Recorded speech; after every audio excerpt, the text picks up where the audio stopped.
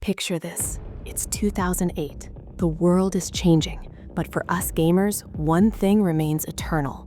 The sound of two pistols clicking and the splash of Lara Croft diving into the unknown. We were at the peak of the LAU Trilogy, Legend Anniversary Underworld. We had spent years chasing the shadow of Amelia Croft, Lara's mother, across the globe. Everything led to this. The Mediterranean Sea, the dark, cold depths of Niflheim. This wasn't just another treasure hunt, Mama. This was personal. This was the moment Lara stopped being just a Tomb Raider and started being a daughter looking for a miracle. We had the gear, the gadgets, and the hype. But as the waves crashed against Lara's yacht, we didn't realize we were standing at the edge of an era. This was the final goodbye to the old Lara before the 2013 gritty reboot changed the DNA of the franchise forever. But here's the reality check, bro. Searching for paradise is a hell of a struggle. Lara didn't just fight mercenaries, she fought the ghosts of her father's failures and the crushing weight of Norse mythology. Imagine the frustration. You find the gauntlets of Thor, you're literally wielding the power of a god, and what happens? Amanda Everett, that snake, is always one step ahead. The conflict wasn't just external, it was the internal rot. Lara was becoming obsessed. Every relic she found was a piece of a puzzle that didn't want to be solved.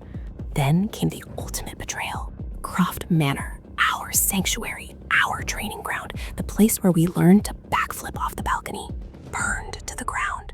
And the person holding the match, it looked like Lara, it moved like Lara, but it was the Doppelganger, the ultimate psychological slap in the face. Watching Alistair, the voice in our ear for 2 games, die in the flames because of a leather-clad shadow, that hit different.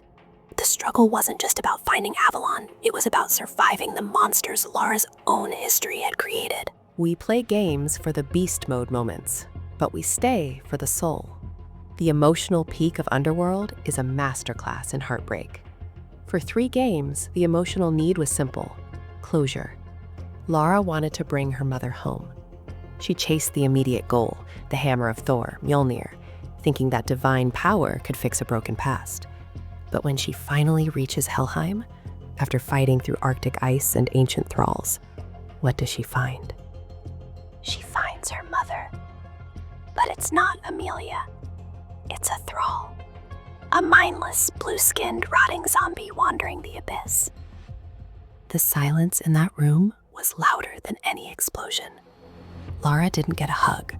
She had to witness the literal decomposition of her hope.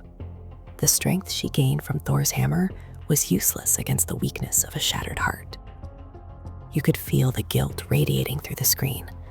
All that searching, all those destroyed temples, all those lives lost for a corpse in the snow. If that doesn't make you want to put the controller down and stare at the ceiling, nothing will. You thought it was a solo mission? Psych! The biggest twist wasn't just Natla surviving a pillar of fire, because that lady is the cockroach of the franchise. The twist was Amanda Everett, the woman who tried to kill us, who stole the gauntlet, who sent the Doppelganger. She ends up being the one to save the world alongside Lara. Seeing the 2 rivals standing back to back in the heart of a volcano, using a broken Norse teleporter to escape while the world's foundations literally cracked open, that was peak cinema. We expected a final boss fight with Amanda. Instead, we got a mutual understanding of survival. And in the alternate ending, Lara doesn't even offer a hand. She leaves Amanda bleeding in the snow, cold, savage, pure Lara. By the time the credits rolled, Lara wasn't the same girl who walked into that cave in Legend. She went from confusion to clarity. She realized that some things are better left buried. The transformation wasn't just in her skills, though shout out to the motion capture by Heidi Moneymaker, because those chimney jumps were cracked.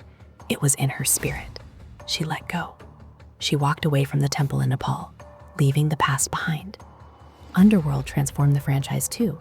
It was the last time we saw the globe-trotting, dual-pistol-wielding, sarcastic, and unshakable Lara before she became the survivor. It was the end of a trilogy, the end of the Eidos era, and the final breath of the classic Tomb Raider identity.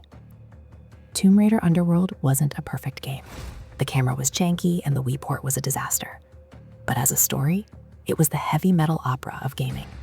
It showed us that even with the power of a god in your hands, you can't outrun the truth. Because some secrets are meant to stay buried, bro. But a daughter's love, that's the only relic that never rots.